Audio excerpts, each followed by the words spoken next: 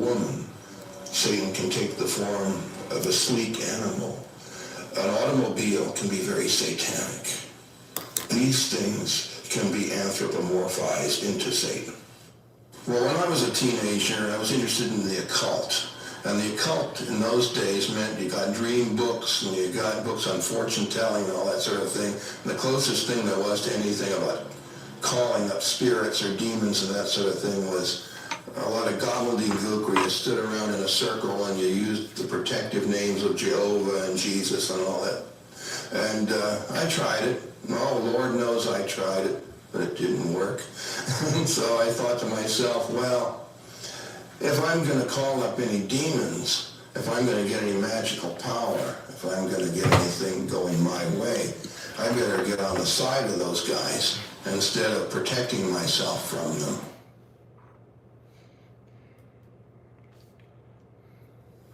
I love life very much. And it's been said that I can't possibly love life, that I'm a very unhappy man, or must be a very unhappy man. And I would say that I'm a very happy man, an extremely happy man, in a compulsively unhappy world. The Church of Satan would have nothing to do with something like breeders or abductions of children or stealing of animals or that sort of thing, because again, the question why certainly isn't very satanic to want to take anything against its will.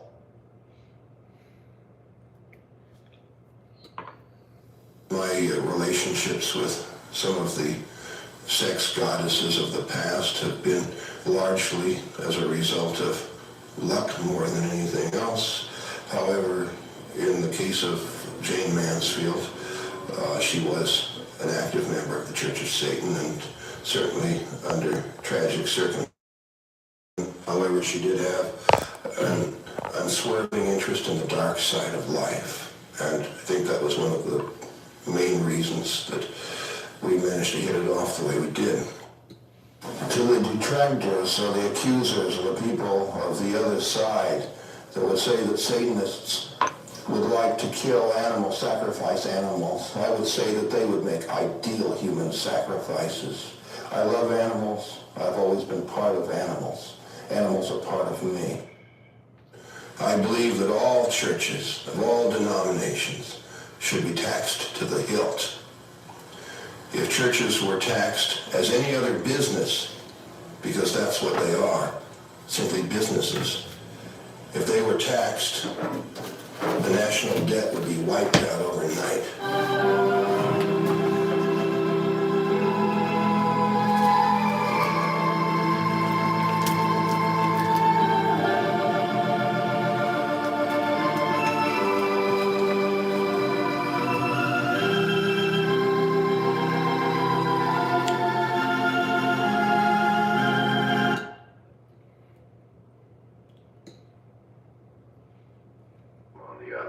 Let no wrong go unredressed. Be as a lion in the path. Be dangerous even in defeat. Since man's natural instincts lead him to sin, all men are sinners, and all sinners go to hell. If everyone goes to hell, then you will meet all your friends there. Heaven must be populated with some rather strange creatures if all they lived for was to go to a place where they can strum harps for eternity. Times have changed. Religious leaders no longer preach that all our natural actions are sinful. We no longer think sex is dirty, or that taking pride in ourselves is shameful, or that wanting something someone else has is vicious. Of course not. Times have changed. If you want proof of this, just look at how liberal churches have become. Why, they're practicing all the things that you preach. Satanists hear these and similar statements all the time, and they agree wholeheartedly. But if the world has changed so much, why continue to grasp at the threads of a dying faith? If many religions are denying their own scriptures because they are out of date and are preaching the philosophies of Satanism, why not call it by its rightful name, Satanism? Certainly it would be far less less hypocritical. In recent years, there has been an attempt to humanize the spiritual concept of Christianity. This has manifested itself in the most obvious non-spiritual means. Masses, which had been said in Latin, are now said in native languages, which only succeeds in making the nonsense easier to understand, and at the same time robs the ceremony of the esoteric nature which is consistent with the tenets of the dogma. It is much simpler to obtain an emotional reaction using words and phrases that cannot be understood than it is with statements which even the simplest mind will question when hearing them in an understandable language. If priests and ministers were to have used the devices to fill their churches 100 years ago that they use today, they would have been charged with heresy, called devils, oft times persecuted, but certainly excommunicated without hesitation.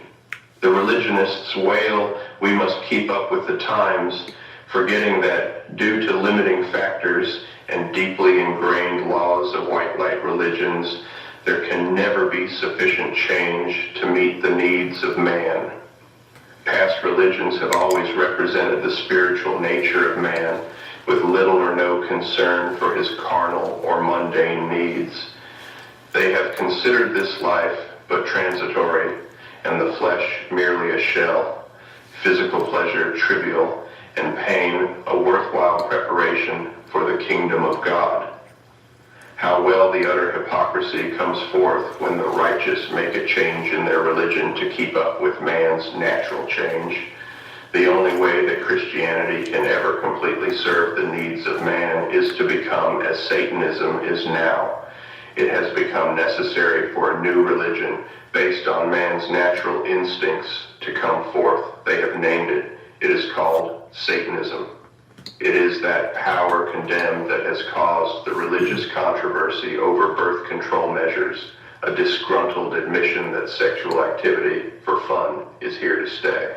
It is the devil who caused women to show their legs, to titillate men, the same kind of legs, now socially acceptable to gaze upon, which are revealed by young nuns as they walk about in their shortened habits. What a delightful step in the right or left direction. Is it possible we will soon see topless nuns sensually throwing their bodies about to the Missa Solemnis rock? Satan smiles and says he would like that fine. Many nuns are very pretty girls with nice legs. Many churches with some of the largest congregations have the most hand-clapping sensual music, also satanically inspired. After all, the devil has always had the best tunes. Church picnics, despite all of Aunt Martha's talk about the Lord's bountiful harvest, are nothing more than a good excuse for Sunday gluttony, and everyone knows that lots more than Bible reading goes on in the bushes. The fundraising adjunct to many church bazaars is commonly known as a carnival, which used to mean the celebration of the flesh. Now a carnival is okay because the money goes to the church so that it can preach against the temptations of the devil. It will be said that these things are only pagan devices and ceremonies, that the Christians borrowed them.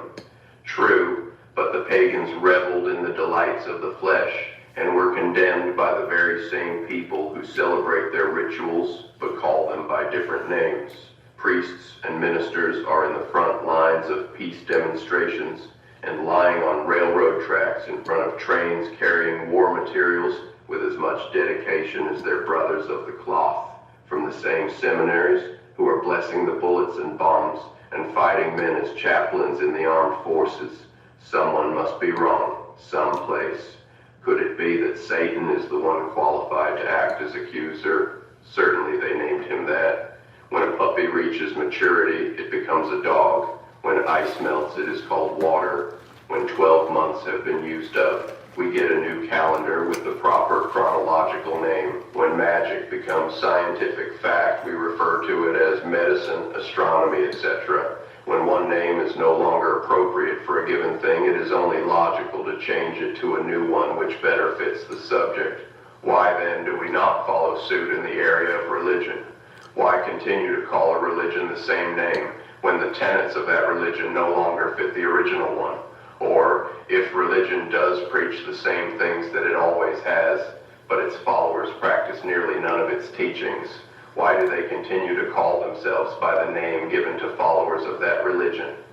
If you do not believe in what your religion teaches, why continue to support a belief which is contradictory with your feelings? You would never vote for a person or issue you did not believe in, so why cast your ecclesiastical vote for a religion which is not consistent with your convictions? You have no right to complain about a political situation you have voted for or supported in any way, which includes sitting back and complacently agreeing with neighbors who approve the situation just because you are too lazy or cowardly to speak your mind. So it is with religious balloting. Even if you cannot be aggressively honest about your opinions because of unfavorable consequences from employers, community leaders, etc., you can at least be honest with yourself. In the privacy of your own home and with close friends, you must support religion which has your best interests at heart. Satanism is based on a very sound philosophy, say the emancipated, but why call it Satanism? Why not call it something like humanism or a name that would have the connotation of a witchcraft group, something a little more esoteric, something less blatant? There is more than one reason for this. Humanism is not a religion. It is simply a way of life with no ceremony or dogma. Satanism has both ceremony and dogma. Dogma, as will be explained, is necessary. Satanism differs greatly from all other so-called white light, white witchcraft, or magical groups in the world today. These self-righteous and supercilious religions protest that their members use the powers of magic only for altruistic purposes. Satanists look with disdain upon white witchcraft groups because they feel that altruism is sinning on the layaway plan. It is unnatural not to have desire to gain things for yourself. Satanism represents a form of controlled selfishness. This does not mean that you never do anything for anyone else. If you do something to make someone for whom you care happy, his happiness will give you a sense of gratification. Satanism advocates practicing a modified form of the Golden Rule. Our interpretation of this rule is, do unto others as they do unto you. Because if you do unto others as you would have them do unto you, and they in turn treat you badly, it goes against human nature to continue to treat them with consideration. You should do unto others as you would have them do unto you, but if your courtesy is not returned, they should be treated with the wrath they deserve. White witchcraft groups say that if you curse a person, it will return to you threefold, come home to roost, or in some way boomerang back to the sender. This is yet another indication of the guilt-ridden philosophy which is held by these neo-pagan, pseudo-Christian groups. White witches want to delve into witchcraft, but cannot divorce themselves from the stigma attached to it. Therefore, they call themselves white magicians and base 75% of their philosophy on the trite and hackneyed tenets of Christianity. Anyone who pretends to be interested in magic or the occult for reasons other than gaining personal power is the worst kind of hypocrite.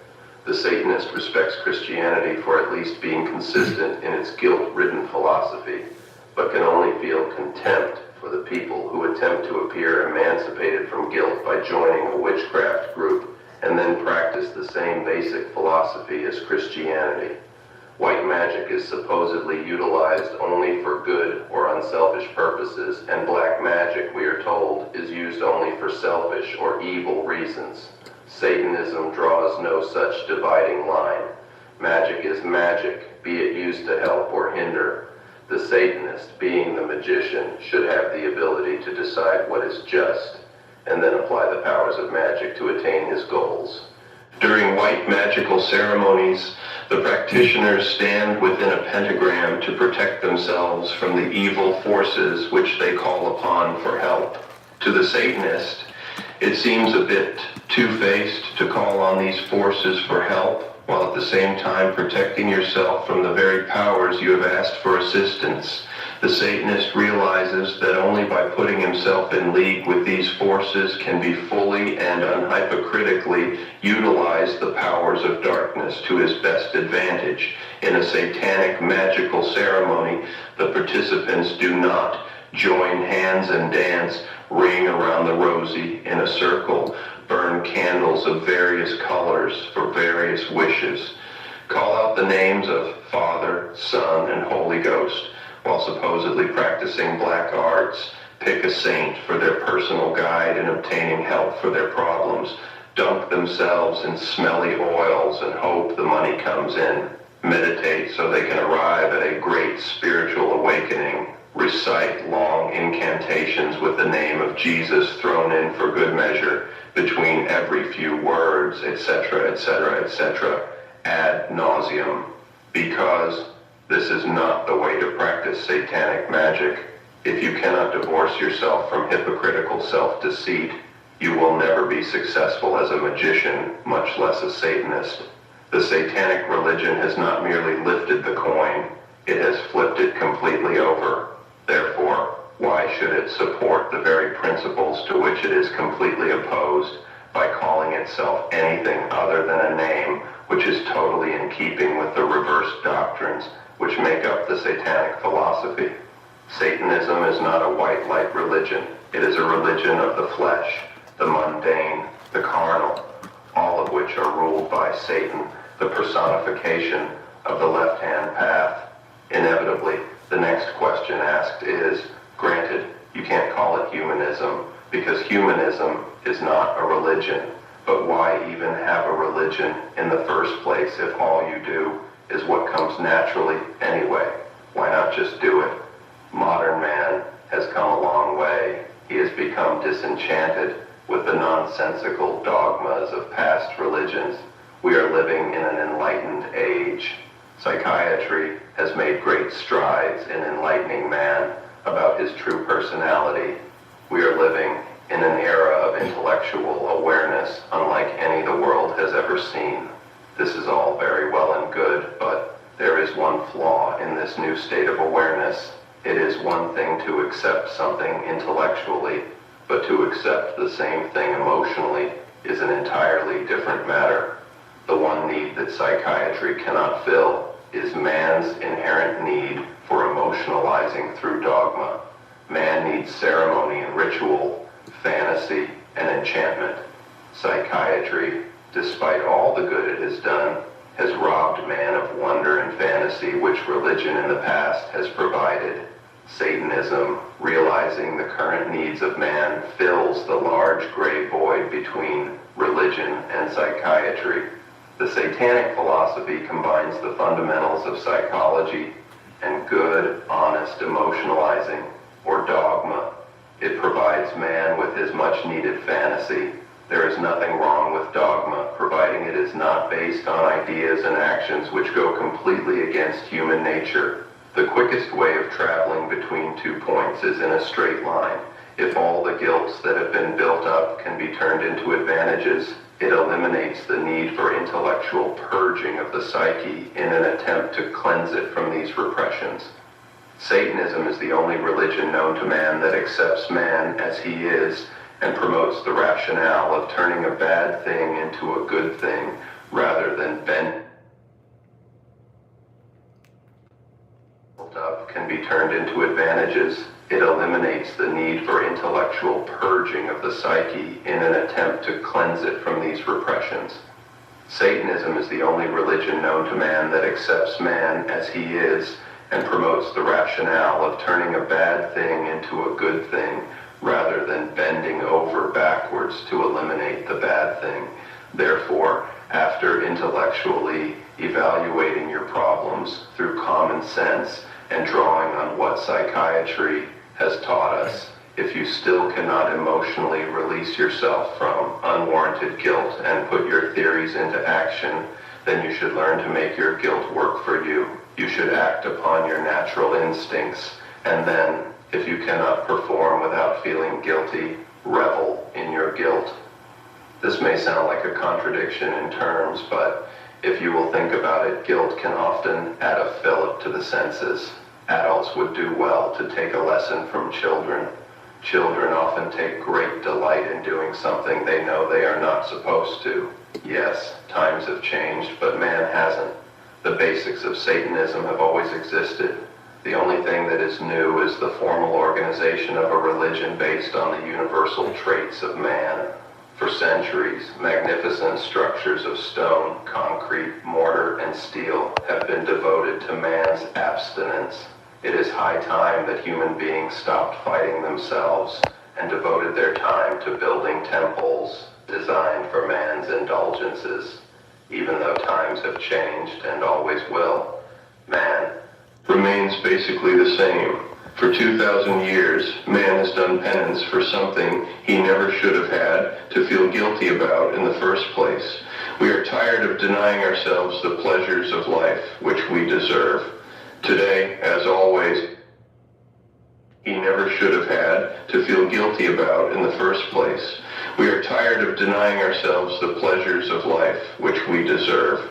Today, as always, man needs to enjoy himself here and now, instead of waiting for his rewards in heaven. So, why not have a religion based on indulgence?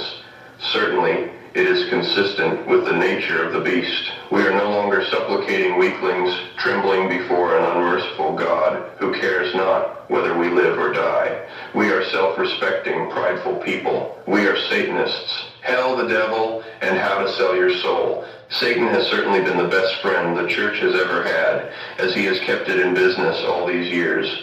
The false doctrine of hell and the devil has allowed the Protestant and Catholic churches to flourish far too long. Without a devil to point their fingers at, religionists of the right-hand path would have nothing with which to threaten their followers. Satan leads you to temptation. Satan is the prince of evil. Satan is vicious, cruel, brutal, they warn. If you give in to the temptations of the devil, you will surely suffer eternal damnation and roast in hell. The semantic meaning of Satan is the adversary or opposition or the accuser. The very word devil comes from the Indian Devi, which means God. Satan represents opposition to all religions which serve to frustrate and condemn man for his natural instincts. He has been given an evil role simply because he represents the carnal, earthly, and mundane aspects of life. Satan, the chief devil of the Western world, was originally an angel whose duty was to report human delinquencies to God. It was not until the 14th century that he began to be depicted as an evil deity who was part man and part animal, with goat-like horns and hooves. Before Christianity gave him the names of Satan, as an evil deity who was part man and part animal, with goat-like horns and hooves. Before Christianity gave him the names of Satan, Lucifer, etc., the carnal side of man's nature was governed by the god, which was then called Dionysus, or Pan, depicted as a satyr or faun by the Greeks. Pan was originally the good guy and symbolized fertility and fecundity. Whenever a nation comes under a new form of government, the heroes of the past become villains of the present. So it is with religion. Whenever a nation comes under a new form of government, the heroes of the past become villains of the present. So it is with religion. The earliest Christians believed that the pagan deities were devils, and to employ them was to use black magic. Miraculous heavenly events they termed white magic. This was the sole distinction between the two. The old gods did not die. They fell into hell and became devils. The bogey, goblin, or bugaboo used to frighten children is derived from the Slavonic bog, which means God, as does Baga in Hindu. Many pleasures revered before the advent of Christianity were condemned by the new religion. It required little changeover to transform the horns and cloven hooves of Pan into a most convincing devil. Pan's attributes could be neatly changed into charged with punishment sins, and so the metamorphosis was complete. The association of the goat with the devil is found in the Christian Bible, or the holiest day of the year, the Day of Atonement, was celebrated by casting lots for 2 goats without blemish, one to be offered to the Lord and one to Azazel. The goat carrying the sins of the people was driven into the desert and became a scapegoat. This is the origin of the goat, which is still used in lodge ceremonies today, as it was also used in Egypt, where once a year it was sacrificed to a god. The devils of mankind are many and their origins diversified. The performance of satanic ritual does not embrace the calling forth of demons. This practice is followed only by those who are in fear of the very forces they conjure. Supposedly, demons are malevolent spirits with attributes conducive to the deterioration of the people or events that they touch upon. The Greek word demon meant a guardian spirit or source of inspiration, and to be sure, later theologians invented legion upon legion of these harbingers of inspiration, all wicked. An indication of the cowardice of magicians of the right-hand path is the practice of calling upon a particular demon who would supposedly be a minion of the devil to do his bidding. The assumption is that the demon, being only a flunky of the devil, is easier to control. Occult lore states that only the most formidably protected or insanely foolhardy sorcerer would try to call forth the devil himself. The Satanist does not furtively call upon these lesser devils, but brazenly invokes those who people that infernal army of long-standing outrage, the devils themselves. Theologians have cataloged some of the names of devils in their lists of demons, as might be expected, but the roster which follows contains the names and origins of the gods and goddesses called upon, which make up a large part of the occupancy of the royal palace of hell, the 4 crown princes of hell. Satan, Hebrew, adversary, opposite, accuser, lord of fire, the inferno, the south. Lucifer, Roman, bringer of light, enlightenment, the air, the morning star, the east. Belial, Hebrew, without a master, baseness of the earth, independence, the north. Leviathan, Hebrew, the serpent out of the deeps, the sea, the west.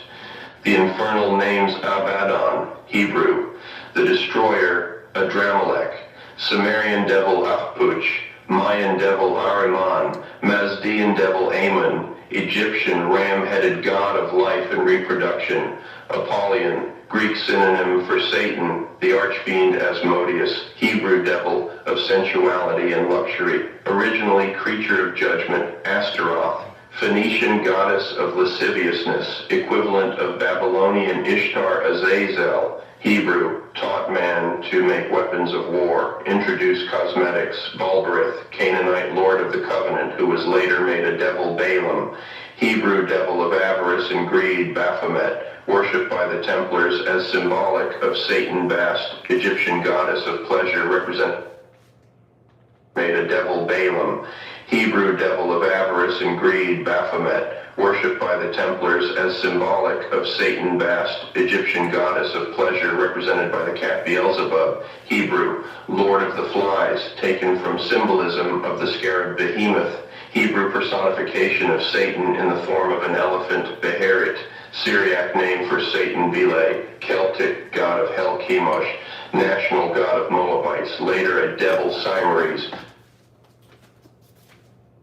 later made a devil Balaam, Hebrew devil of avarice and greed, Baphomet, worshipped by the Templars as symbolic of Satan Bast, Egyptian goddess of pleasure, represented by the cat Beelzebub, Hebrew, lord of the flies, taken from symbolism of the scarab Behemoth, Hebrew personification of Satan in the form of an elephant, Beherit, Syriac name for Satan, Belay, Celtic god of hell, Chemosh, national god of Moabites, later a devil, Cymeres, rides a black horse and rules Africa, Coyote, American Indian devil, Dagon, Philistine avenging devil of the sea, Damballa, voodoo serpent god, Demogorgon, Greek name of the devil, it is said should not be known to mortals, Diabolus, Greek, flowing downwards, Dracula, Romanian name for devil, Emma, Ammon. Japanese ruler of hell, Euronymous. Ammon, Asmodeus, Leviathan, Mammon, Azazel, Beelzebub, Payman, Belial, Belphegor.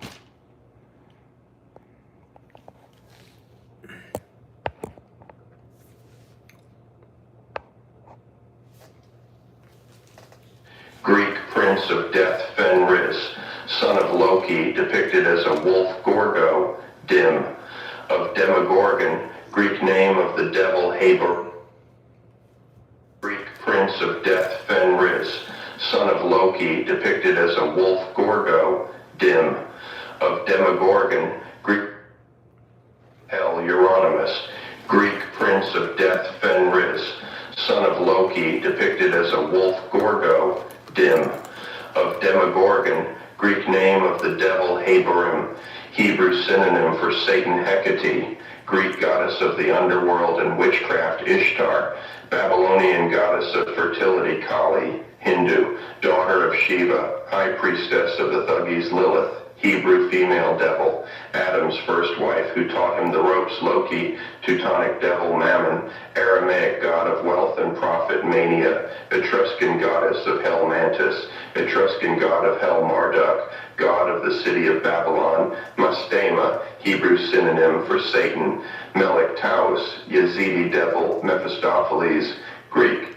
he who shuns the light, QV Faust Metzli, Aztec goddess of the night Mixian, Aztec god of death Midgard, son of Loki, depicted as a serpent Milcom, Ammonite devil Moloch, Phoenician and Canaanite devil Mormo, Greek king of the ghouls, consort of Hecate Nama, Hebrew female devil of seduction Nergal, Babylonian god of Hades Nehasa, American Indian devil Nija, Polish god of the underworld, Oyama, Japanese name for Satan Pan, Greek god of lust, later relegated to devildom Pluto, Greek god of the underworld Proserpine, Greek queen of the underworld PWC, Welsh name for Satan Rimmon, Syrian devil worshipped at Damascus Sabazios, Phrygian origin, identified with Dionysus, snake worship Satan, Enochian equivalent of Satan Samael, Hebrew, venom of God, Samnu, Central Asian devil, Sedit, American Indian devil, Sekhmet, Egyptian goddess of vengeance, Set, Egyptian devil, Shaitan, Arabic name for Satan, Shiva, Hindu, the destroyer, Supe, Inca god of the underworld, Tanmo, Chinese counterpart to the devil, covetousness, desire, Chort, Russian name for Satan, black god, Tezcatlipoca, Aztec god of hell, Thammuz, Sumerian god who later was relegated to devildom Thoth, Egyptian god of magic, Tunrita, Scandinavian female devil, Typhon, Greek personification of Satan, Yaotzin, Aztec god of hell, Yin-Lawang, Chinese ruler of hell. The devils of past religions have always, at least in part, had animal characteristics, evidence of man's constant need to deny that he too is an animal. For to do so would serve a mighty blow to his impoverished ego. The pig was despised by the Jews and the Egyptians. It symbolized the gods Phre, Osiris, Adonis, Persephone, Attis, and Demeter, and was sacrificed to Osiris and the moon. But in time, it became degraded into a devil. The Phoenicians worshipped a fly god, Baal, from which comes the devil, Beelzebub. Both Baal appears in the form of a man, cat, toad, a different combination of those. Beelzebub, he was under Archangel Gabriel.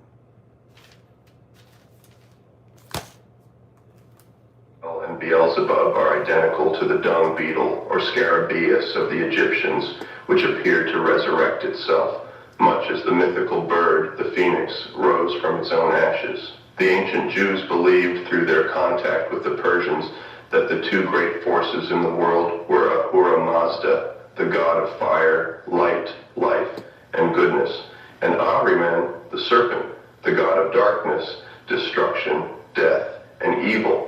These and countless other examples not only depict man's devils as animals, but but also show his need to sacrifice the original animal gods and demote them to his devils.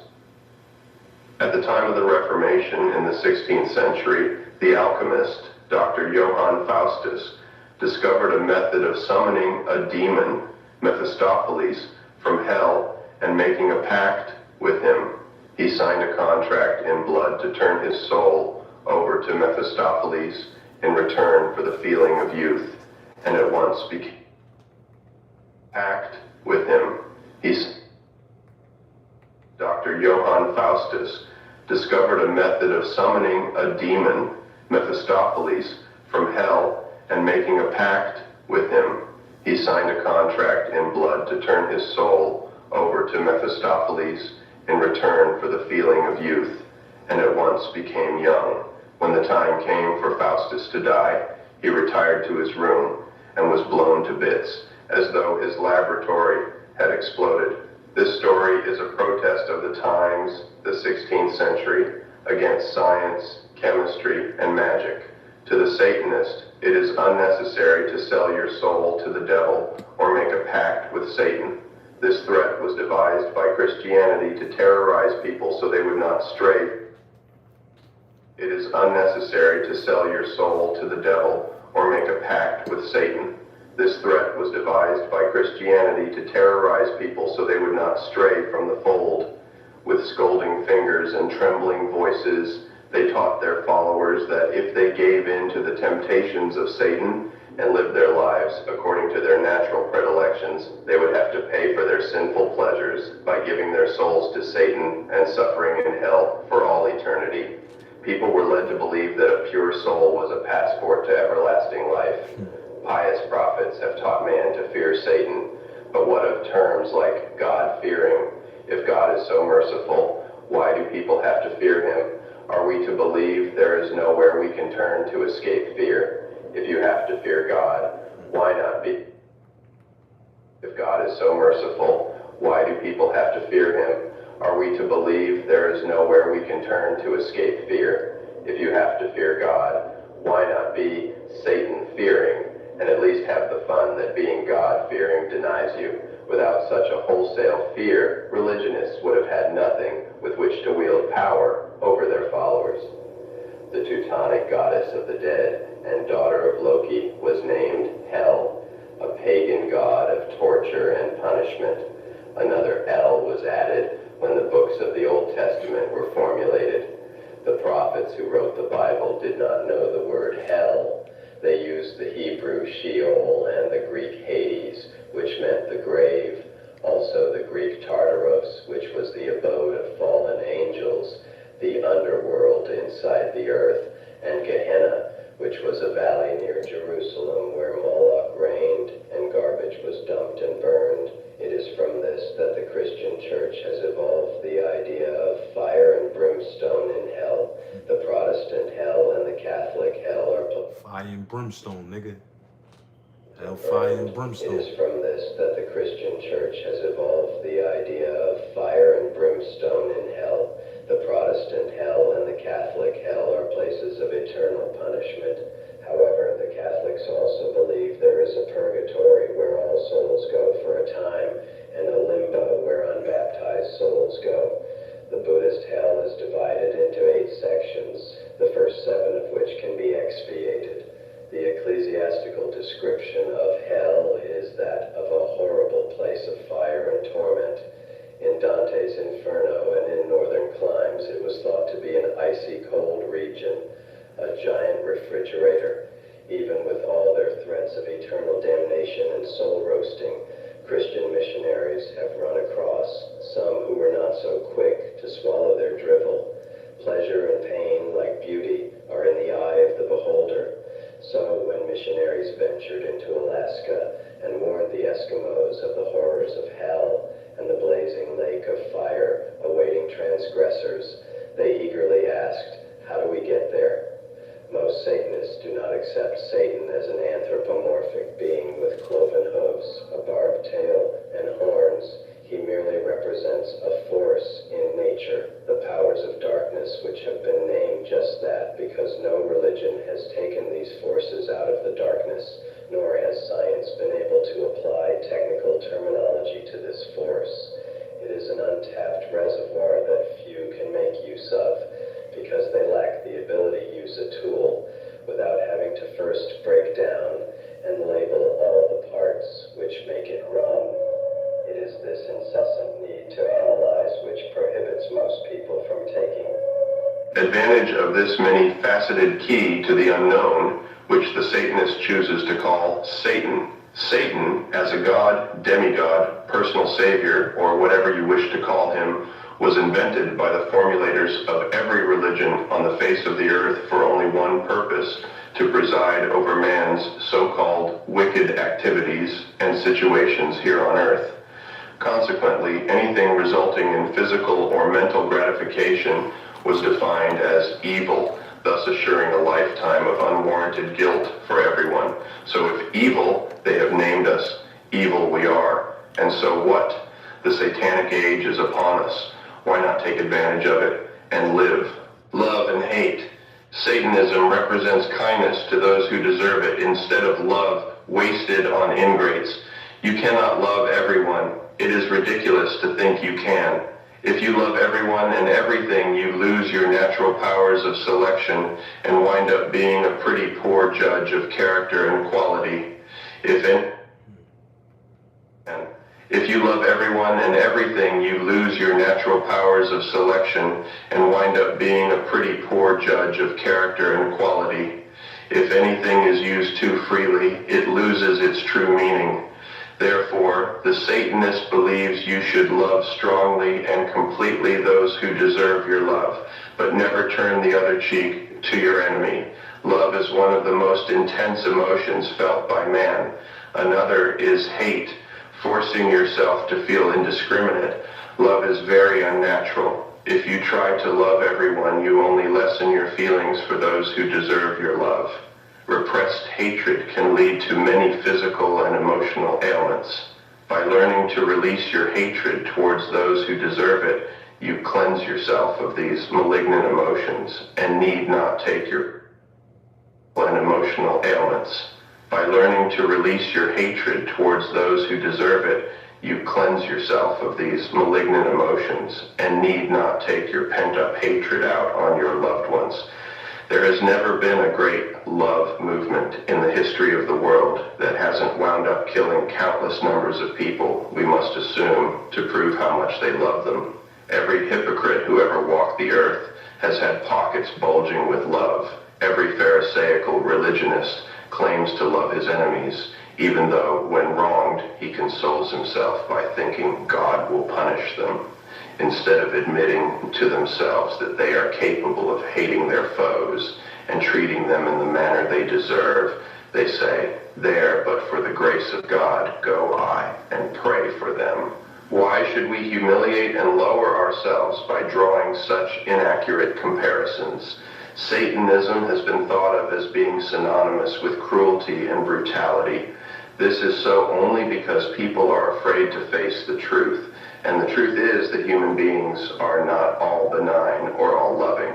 Just because the Satanist admits he is capable of both love and hate, he is considered hateful. On the contrary, because he is able to give vent to his hatred through ritualized expression, he is far more capable of love, the deepest kind of love. By honestly recognizing and admitting to both the hate and the love he feels, there is no confusing one emotion with the other. Without being able to experience one of these emotions, you cannot fully experience the other. Satanic sex. Much controversy has arisen over the satanic views on free love. It is often assumed that sexual activity is the most important factor of the satanic religion, and that willingness to participate in sex orgies is a prerequisite for becoming a Satanist. Nothing could be farther from the truth. In fact, opportunists who have no deeper interest in Satanism than merely the sexual aspects are emphatically discouraged. Satanism does advocate sexual freedom, but only in the true sense of the word. Free love in the satanic concept means exactly that. Freedom to either be faithful to one person or to indulge your sexual desires with as many others as you feel is necessary to satisfy your particular needs. Satanism does not encourage orgiastic activity or extramarital affairs for those to whom they do not come naturally. For many, it would be very unnatural and detrimental to be unfaithful to their chosen mates. To others, it would be frustrating to be bound sexually to just one person. Each person must decide for himself what form of sexual activity best suits his individual needs. Self, deceitfully forcing yourself to be adulterous or to have sex partners when not married just for the sake of proving others, or worse yet, to yourself, that you are emancipated from sexual guilt is just as wrong, by satanic standards, as leaving any sexual need unfulfilled because of ingrained feelings of guilt. Many of those who are constantly preoccupied with demonstrating their emancipation from sexual guilt are, in reality, held in even greater sexual bondage than those who simply accept sexual activity as a natural part of life and don't make a big to-do over their sexual freedom. For example, it is an established fact that the nymphomaniac, every man's dream girl and heroine of all lurid novels, is not sexually free, but is actually frigid and roves from man to man because she is too inhibited to ever find complete sexual release. Another misconception is the idea that ability to engage in group sexual activity is the indicative of sexual freedom. All contemporary free sex groups have one thing in common: discouragement of fetishistic or deviant activity. Actually, the most forced examples of non-fetishistic sexual activity, thinly disguised as freedom, have a common format.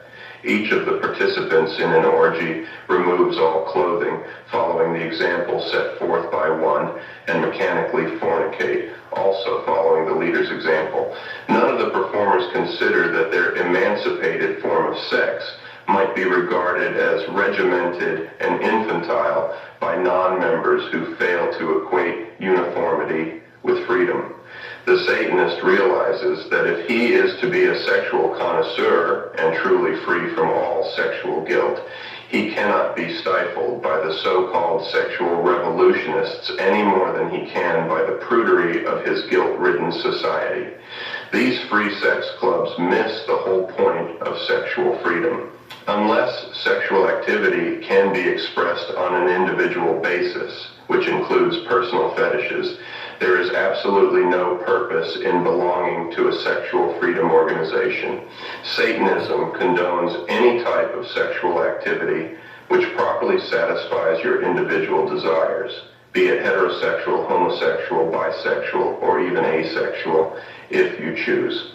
Satanism also sanctions any fetish or deviation which will enhance your sex life so long as it involves no one who does not wish to be involved. The prevalence of deviant and or fetishistic behavior in our society would stagger the imagination of the sexually naive. There are more sexual variants than the unenlightened individual can perceive. Transvestism, sadism, masochism, urolagnia, exhibitionism, to name only a few of the more predominant. Everyone has some form of fetish, but because they are unaware of the preponderance of fetishistic activity in our society, they feel they are depraved if they submit to their unnatural yearnings. Even the asexual has a deviation, his asexuality. It is far more abnormal to have a lack of sexual desire unless illness or old age or another valid reason has caused the wane than it is to be sexually promiscuous. However, if a Satanist chooses sexual sublimation above overt sexual expression, that is entirely his own affair. In many cases of sexual sublimation or asexuality, any attempt to emancipate himself sexually would prove devastating to the asexual. Asexuals are invariably sexually sublimated by their jobs or hobbies.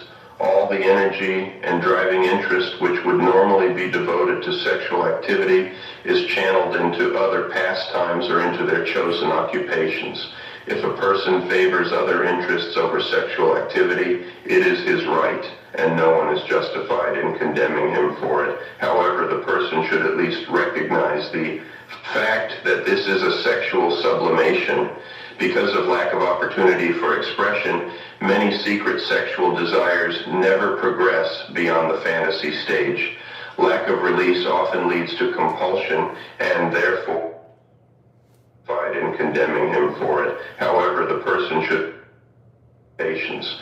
If a person favors other interests over sexual activity, it is his right, and no one is justified in condemning him for it. However, the person should at least recognize the fact that this is a sexual sublimation. Because of lack of opportunity for expression, many secret sexual desires never progress beyond the fantasy stage. Lack of release often leads to compulsion, and therefore, a great number of people devise undetectable methods of giving vent to their urges. Just because most fetishistic activity is not outwardly apparent, the sexually unsophisticated should not delude himself into thinking it does not exist. To cite examples of the ingenious techniques used, the male transvestite will indulge in his fetish by wearing feminine undergarments while going about his daily activities, or the masochistic woman might wear a rubber girdle several sizes too small, so she may derive sexual pleasure from her fetishistic discomfort throughout the day, with no one the wiser. These illustrations are far tamer and more prevalent examples than others which could have been given. Satanism encourages any form of sexual expression you may desire, so long as it hurts no one else. This statement must be qualified to avoid misinterpretation. By not hurting another, this does not include the unintentional hurt felt by those who might not agree with your views on sex because of their anxieties regarding sexual morality. Naturally, you should avoid offending others who mean a great deal to you, such as prudish friends and relatives. However, if you earnestly endeavor to escape hurting them, and despite your efforts, they accidentally find out, you cannot be held responsible, and therefore should feel no guilt as a result of either your sexual convictions or their being hurt because of those convictions. If you are in constant fear of offending the prudish by your attitude towards sex, then there is no sense in trying to emancipate yourself from sexual guilt. However, no purpose is served by flaunting your permissiveness. The other exception to the rule regards dealings with masochists. A masochist derives pleasure from being hurt, so denying the masochist his pleasure through pain hurts him just as much as actual physical pain hurts the non-masochist. The story of the truly cruel sadist illustrates this point. The masochist says to the sadist, "Beat me," to which the merciless sadist replies, "No." If a person wants to be hurt and enjoys suffering, then there is no reason not to indulge him in his wont. The term sadist in popular usage describes one who obtains pleasure from indiscriminate brutality. Actually, though, a true sadist is selective. He carefully chooses from the vast reserve of appropriate victims and takes great delight in giving those who thrive on misery the fulfillment of their desires. The well-adjusted sadist is Epicurean in selecting those on whom his energies will be well spent. If a person is healthy enough to admit he is a masochist and enjoys being enslaved and whipped, the real sadist is glad to oblige. Aside from the foregoing exceptions, the Satanist would not intentionally hurt others by violating their sexual rights. If you attempt to impose your sexual desires upon others who do not welcome your advances, you are infringing upon their sexual freedom. Therefore, Satanism does not advocate rape, child molesting, sexual defilement of animals, or any other form of sexual activity which entails the participation of those who are unwilling or whose innocence or naivete would allow them to be intimidated or misguided into doing something against their wishes. If all parties involved are mature adults who willingly take full responsibility for their actions and voluntarily engage in a given form of sexual expression, even if it is generally considered taboo, then there is no reason for them to repress their sexual inclinations. If you are aware of all the implications, advantages, and disadvantages, and are certain your actions will hurt no one who does not wish or deserve to be hurt, you have no cause to suppress your sexual preferences, just as no two people are exactly the same in their choice of diet or have the same capacity for the consumption of food. Sexual tastes and appetites vary from person to person. No person or society has the right to set limitations on the sexual standards or the frequency of sexual activity of another. Proper sexual conduct can only be judged within the context of each individual situation. Therefore, what one person considers sexually correct and moral may be frustrating to another. The reverse is also true. One person may have great sexual prowess, but it is unjust for him to belittle another whose sexual capacity may not equal his own, and inconsiderate for him to impose himself upon the other person, i.e., the man who has a voracious sexual appetite, but whose wife's sexual needs do not match his own. It is unfair for him to expect her to enthusiastically respond to his overtures, but she must display the same degree of thoughtfulness. In the instances when she does not feel great passion, she should either passively but pleasantly accept him sexually, or raise no complaint if he chooses to find his needed release elsewhere, including autoerotic practices. The ideal relationship is one in which the people are deeply in love with one another and are sexually compatible. However, perfect relationships are relatively uncommon. It is important to point out here that spiritual love and sexual love can, but do not necessarily go hand in hand. If there is a certain amount of sexual compatibility, often it is limited, and some, but not all, of the sexual desires will be fulfilled. There is no greater sexual pleasure than that derived from association with someone you deeply love if you are sexually well suited. If you are not suited to one another sexually, though, it must be stressed that lack of sexual compatibility does not indicate lack of spiritual love. One can, and often does, exist without the other. As a matter of fact, often one member of a couple will resort to outside sexual activity because he deeply loves his mate and wishes to avoid hurting or imposing upon his loved one. Deep spiritual love is enriched by sexual love, and it is certainly a necessary ingredient for any satisfactory relationship. But because of differing sexual predilections, outside sexual activity or masturbation sometimes provides a needed supplement. Masturbation, considered a sexual taboo by many people, creates a guilt problem not easily dealt with. Much emphasis must be placed on this subject, as it constitutes an extremely important ingredient of many a successful magical working. Ever since the Judeo-Christian Bible described the sin of Onan, Genesis 38:7 to 10, man has considered the seriousness and consequences of the solitary vice. Even though modern sexologists have explained the sin of Onan as simply coitus interruptus, the damage has been done through centuries of theological misinterpretation.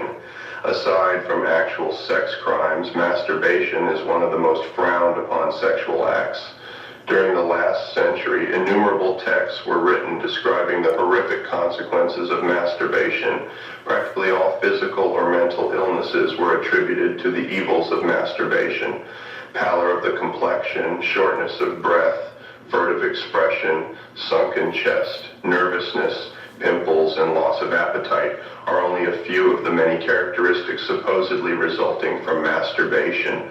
Total physical and mental collapse was assured if one did not heed the warnings in those handbooks for young men. The lurid descriptions in such texts would be almost humorous, were it not for the unhappy fact that even though contemporary sexologists, doctors, writers, etc., have done much to remove the stigma of masturbation, the deep-seated guilts induced by the nonsense in those sexual primers have been only partially erased. A large percentage of people, especially those over 40, cannot emotionally accept the fact that masturbation is natural and healthy, even if they now accept it intellectually, and they in turn relate their repugnance, often subconsciously, to their children. It was thought that one would go insane if, despite numerous admonitions, his autoerotic practices persisted. This preposterous myth grew from reports of widespread masturbation by the inmates of mental institutions. It was assumed that since almost all incurably insane people masturbated, it was their masturbation that had driven them mad. No one ever stopped to consider the lack of sexual partners of the opposite sex and the freedom from inhibition, which is a characteristic of extreme insanity, were the real reasons for the masturbatory practices of the insane. Many people would rather have their mates seek outside sexual activity than perform autoerotic acts because of their own guilt feelings, the mate's repugnance towards having them engage in masturbation, or the fear of their mate's repugnance, although in a surprising number of cases, a vicarious thrill is obtained from the knowledge that the mate is having sexual experiences with outsiders, although this is seldom admitted. If stimulation is provided by envisioning one's mate sexually engaged with others, this should be brought out into the open, where both parties may gain from such activities. However, if the prohibition of masturbation is only due to guilt feelings on the part of one or both parties, they should make every attempt to erase those guilts or utilize them. Many relationships might be saved from destruction if the people involved did not feel guilt about performing the natural act of masturbation. Masturbation is regarded as evil because it produces pleasure derived from intentionally fondling a forbidden area of the body by one's own hand. The guilt feelings accompanying most sexual acts can be assuaged by the religiously acceptable contention that your sensual delights are necessary to produce offspring, even though you cautiously watch the calendar for the safe days. You cannot, however, placate yourself with this rationale while engaging in masturbatory practices. No matter what you've been told about the Immaculate Conception, even if blind faith allows you to swallow this absurdity, you know full well if you are to produce a child, there must be sexual contact with a person of the opposite sex. If you feel guilty for committing the original sin, you certainly will feel even deeper guilt for performing a sex act only for self-gratification with no intention of creating children. The Satanist fully realizes why religionists declare masturbation to be sinful. Like all acts, people will do it, no matter how severely reprimanded.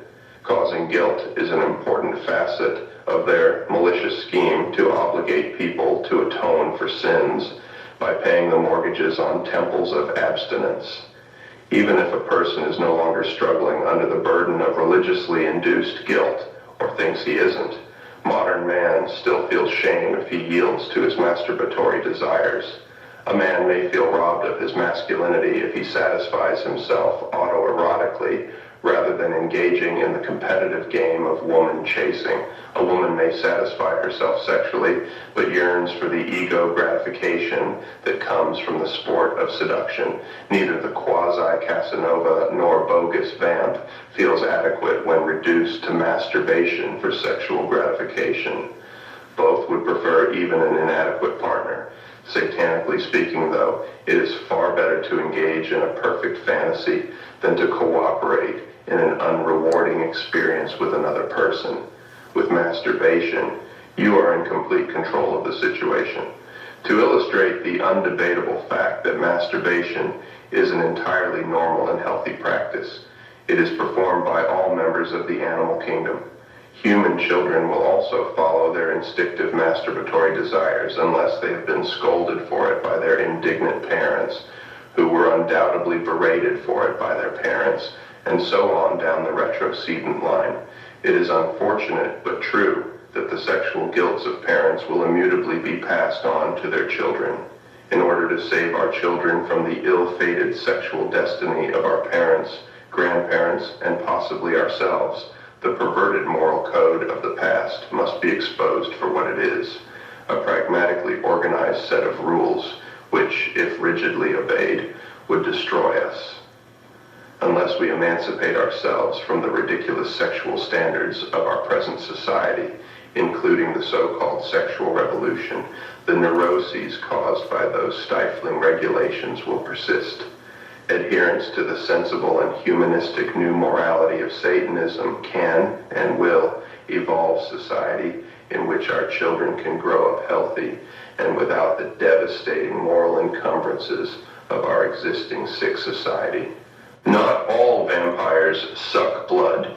Satanism represents responsibility to the responsible instead of concern for psychic vampires.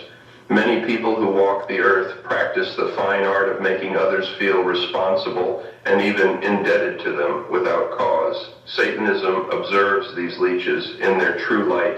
Psychic vampires are individuals who drain others of their vital energy.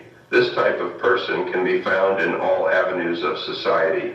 They fill no useful purpose in our lives and are neither love objects nor true friends. Yet we feel responsible to the psychic vampire without knowing why. If you think you may be the victim of such a person, there are a few simple rules which will help you form a decision. Is there a person you often call or visit, even though you really don't want to, because you know you will feel guilty if you don't? Or do you find yourself constantly doing favors for one who doesn't come forward and ask, but hints? Often the psychic vampire will use reverse psychology, saying, "Oh, I couldn't ask you to do that," and you in turn insist upon doing it. The psychic vampire never demands anything of you. That would be far too presumptuous. They simply let their wishes be known in subtle ways, which will prevent them from being considered pests. They wouldn't think of imposing and are always content and willingly accept their lot without the slightest complaint outwardly. Their sins are not of commission, but of omission. It's what they don't say, not what they do say, that makes you feel you must account to them. They are much too crafty to make overt demands upon you because they know you would resent it and would have a tangible and legitimate reason for denying them.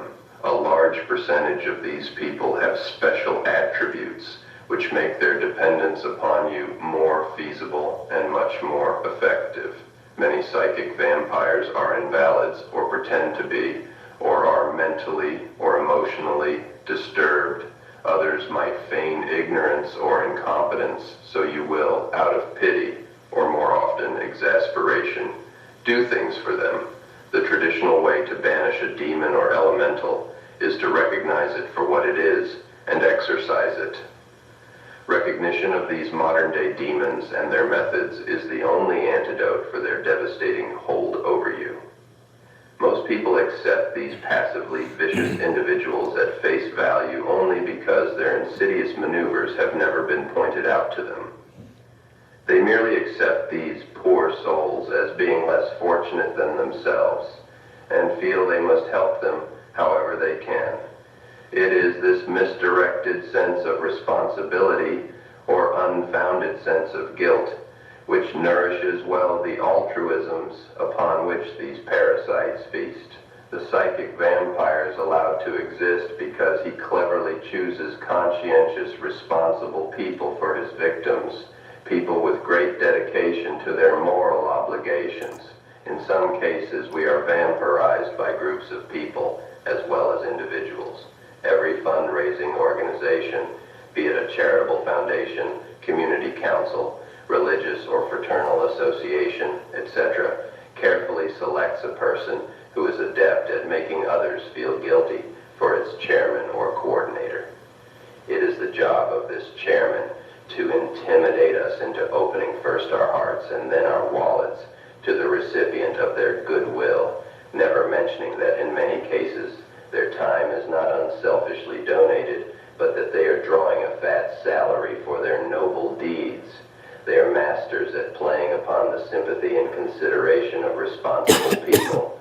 How often we see little children who have been sent forth by these self-righteous Fagins to painlessly extract donations from the kindly. Who can resist the innocent charm of a child? There are, of course, people who are not happy unless they are giving, but many of us do not fit into this category.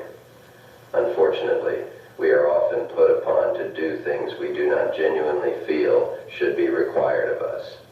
A conscientious person finds it very difficult to decide between voluntary and imposed charity. He wants to do what is right and just and finds it perplexing, trying to decide exactly who he should help and what degree of aid should rightfully be expected of him. Each person must decide for himself what his obligations are to his respective friends, family, and community. Before donating his time and money to those outside his immediate family and close circle of friends, he must decide what he can afford without depriving those closest to him. When taking these things into consideration, he must be certain to include himself among those who mean most to him. He must carefully evaluate the validity of the request and the personality or motives of the person asking it of him. It is extremely difficult for a person to learn to say no when all his life he has said yes. But unless he wants to be constantly taken advantage of, he must learn to say no when circumstances justify doing so. If you allow them, psychic vampires will gradually infiltrate your everyday life until you have no privacy left, and your constant feeling of concern for them will deplete you of all ambition. A psychic vampire will always select a person who is relatively content and satisfied with his life, a person who is happily married, pleased with his job, and generally well adjusted to the world around him to feed upon. The very fact that the psychic vampire chooses to victimize a happy person shows that he is lacking all the things his victim has. He will do everything he can to stir up trouble and disharmony between his victim and those people he holds dear. Therefore, be wary of anyone who seems to have no real friends and no apparent interest in life except you. He will usually tell you he is very selective in his choice of friends or doesn't make friends easily because of the high standards he sets for his companions. To acquire and keep friends, one must be willing to give of himself, something of which the psychic vampire is incapable. But he will hasten to add that you fulfill every requirement and are truly an outstanding exception among men. You are one of the very few worthy of his friendship. Lest you confuse desperate love, which is a very selfish thing, with psychic vampirism, the vast difference between the two must be clarified. The only way to determine if you are being vampirized is to weigh what you give the person compared to what they give you in return. You may at times become annoyed with the obligations put upon you by a loved one, a close friend, or even an employer. But before you label them psychic vampires, you must ask yourself, what am I getting in return? If your spouse or lover insists that you call them frequently, but you also require them to account to you for their time spent away from you, you must realize this is a give and take situation. Or if a friend is in the habit of calling upon you for help at inopportune moments, but you similarly depend upon them to give your immediate needs priority, you must regard it as a fair exchange. If your employer asks you to do a little more than is normally expected of you in your particular position, but will overlook occasional tardiness or will give you time off when you need it, you certainly have no cause for complaint and need not feel he is taking advantage of you. You are, however, being vampirized if you are incessantly called upon or expected to do favors for someone who, when you need a favor, always happens to have other pressing obligations. Many psychic vampires will give you material things for the express purpose of making you feel you owe them something in return, thereby binding you to them. The difference between your giving and theirs is that your return payment must come in a non-material form. They want you to feel obligated to them and would be very disappointed and even resentful if you attempted to repay them with material objects. In essence, you have sold your soul to them, and they'll constantly remind you of your duty to them by not reminding you. Being purely satanic, the only way to deal with a psychic vampire is to play dumb and act as though they are genuinely altruistic and really expect nothing in return. Teach them a lesson by graciously taking what they give you, thanking them loudly enough for all to hear, and walking away. In this way, you come out the victor. What can they say? And when you are inevitably expected to repay their generosity, this is the hard part, you say no, but again graciously. When they feel you falling from their clutches, two things will happen. First, they will act crushed, hoping your old feeling of duty and sympathy will return. And when and if it doesn't, they will show their true colors and will become angry and vindictive. Once you have moved them to this point, you can play the role of the injured party. After all, you've done nothing wrong. You just happen to have had pressing obligations when they needed you. And since nothing was expected in return for their gifts, there should be no hard feelings. Generally, the psychic vampire will realize his methods have been discovered and will not press the issue. He will not continue to waste his time with you, but will move on to his next unsuspecting victim. There are times, however, when the psychic vampire will not release his hold so easily and will do everything possible to torment you. They have plenty of time for this because when once rejected, they will neglect all else. What little else they have, that is, to devote their every waking moment to planning the revenge to which they feel they are entitled. For this reason, it is best to avoid a relationship with this kind of person in the first place. Their adulation and dependence upon you may, at first, be very flattering, and their material gifts very attractive, but you will eventually find yourself paying for them many times over. Don't waste your time with people who will ultimately destroy you, but concentrate instead on those who will appreciate your responsibility to them and likewise feel responsible to you. And if you are a psychic vampire, take heed, beware of the Satanist. He is ready and willing to gleefully drive the proverbial stake through your heart. Indulgence, not compulsion. The highest plateau of human development is the awareness of the flesh. Satanism encourages its followers to indulge in their natural desires. Only by doing so can you be a completely satisfied person with no frustrations, which can be harmful to yourself and others around you. Therefore, the most simplified description of the satanic belief is indulgence instead of abstinence. People often mistake compulsion for indulgence, but there is a world of difference between the two. A compulsion is never created by indulging, but by not being able to indulge. By making something taboo, it only serves to intensify the desire. Everyone likes to do the things they have been told not to. Forbidden fruits are sweetest. Webster's Encyclopedic Dictionary defines indulgence thusly: to give oneself up to, not to restrain or oppose, to give free course to gratify by compliance, to yield to. The dictionary definition of compulsion is the act of compelling or driving by a force, physical or moral, constraint of the will, compulsory, obligatory. In other words, indulgence implies choice, whereas compulsion indicates the lack of choice. When a person has no proper release for his desires, they rapidly build up and become compulsions. If everyone had a particular time and place for the purpose of periodically indulging in their personal desires, without fear of embarrassment or reproach, they would be sufficiently released to lead unfrustrated lives in the everyday world. They would be free to plunge headlong into whatever undertaking they might choose, instead of going about their duties half-heartedly, their creative urges frustrated by denying their natural desires. This would apply in the majority of cases, but there will always be those who work better under pressure. Generally, those who need to endure a certain amount of hardship to produce to their full capabilities are in basically artistic vocations. More will be said later about fulfillment through self-denial. To produce to their full capabilities are in basically artistic vocations. More will be said later about fulfillment through self-denial.